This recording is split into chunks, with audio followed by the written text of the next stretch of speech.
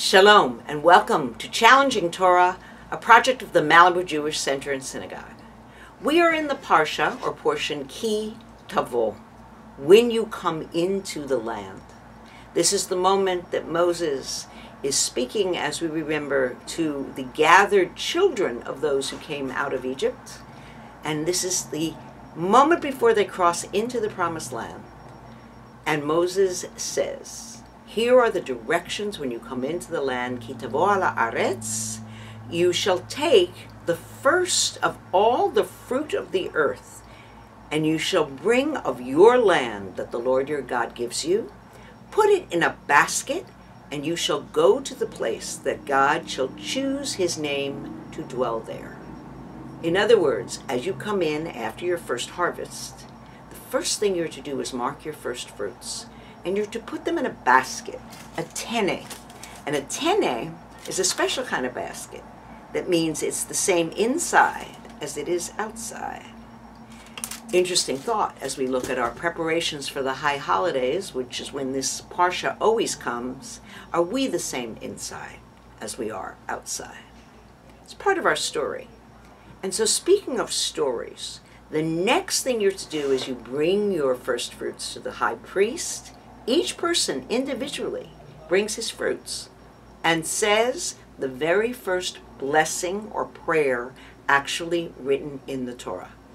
And if I were to ask you, what do you think that is? You would say to me, oh, thank you, God, for the bounty of the land, and we are so happy in Shechianu. No, it's not. The first thing we do is tell where we came from. We tell our story.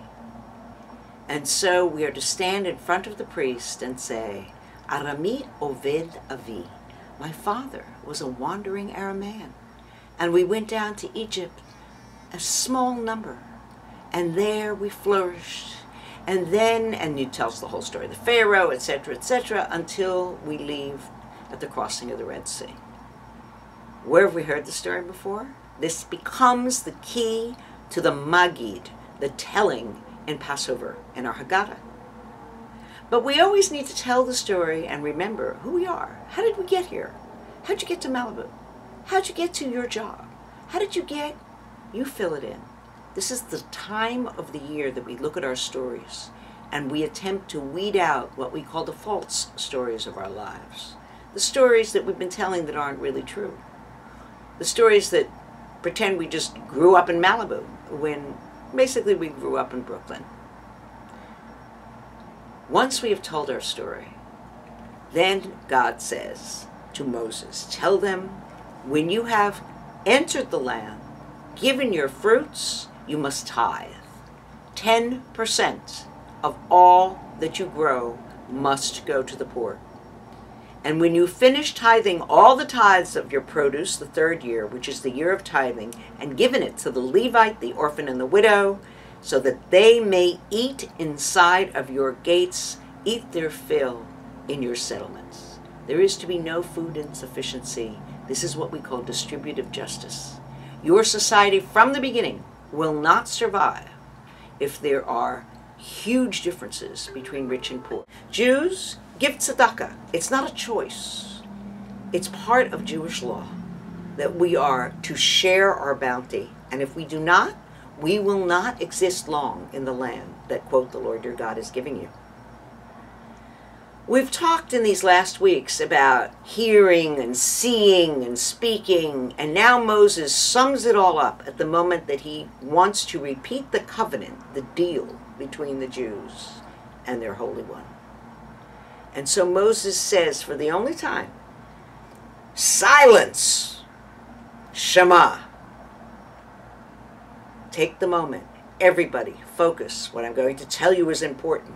Hear, O Israel, this day, that you have become the people of the Lord your God, and you shall therefore obey the voice of the Lord your God, and do his commandments and his statutes, which I command you this day. Hear it, see it.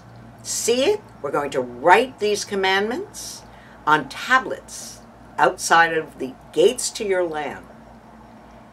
Hear it, you're hearing it today so that you will be blessed or cursed Again, Moses is a visual teacher here.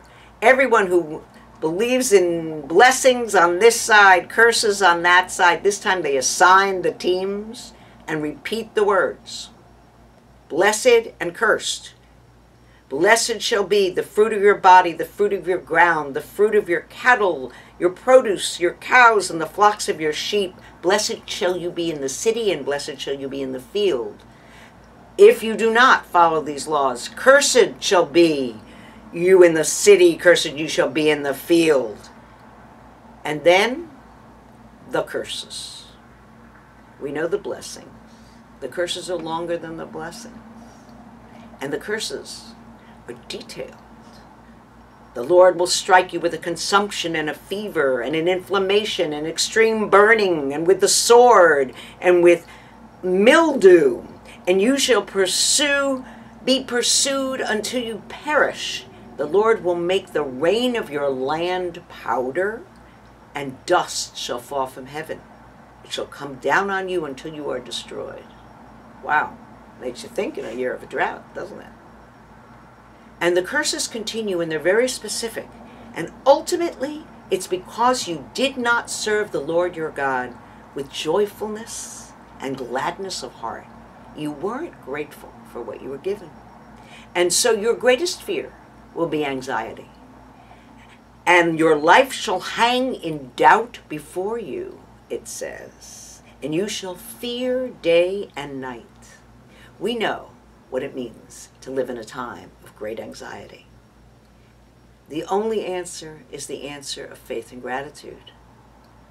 The Lord has given you a heart to perceive, and eyes to see, and ears to hear. Until this day, you have not understood. Now that you do, keep this covenant in all that you do, and remember to be grateful.